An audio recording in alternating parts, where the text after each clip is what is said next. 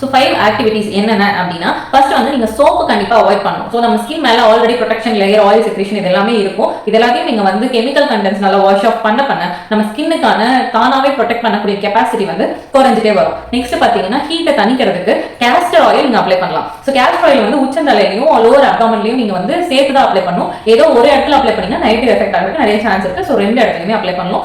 Weekly once R twice வந்து apply பண்ணலாம். Next பார்த்தா அப்டாமன் பேக் போடுறது. நார்மலா ஒரு காட்டன் கிளாத்தை நினைச்சு அதனால புழிஞ்சிட்டு அப்டாமன்ல வந்து 15 to 20 மினிட்ஸ் போடுறதுனால நம்ம பாடியில இருக்க மொத்த ஹீட்டுமே வந்து ரெடியூஸ் ஆயிடும் சொல்லி சொல்றாங்க. நெக்ஸ்ட் பாத்தீங்கன்னா வாட்டர் இன்டேக்.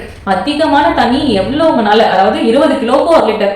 இப்ப நீங்க வந்து ஒரு 60 கிலோ இருக்கீங்கன்னா 3 லிட்டர் குடிக்கணும். இந்த மாதிரி 20 கிலோ வச்சு நீங்களா உங்க பாடிக்கு ஏற்ற மாதிரி நல்லாவே கால்குலேட் பண்ணிக்கலாம். நெக்ஸ்ட் இது எல்லாமே போக நீங்க நிறைய எக்ஸிட், அதாவது ஸ்வெட் பண்றதும் யூரினேட் பண்றதும் ரொம்ப ரொம்ப முக்கியம்.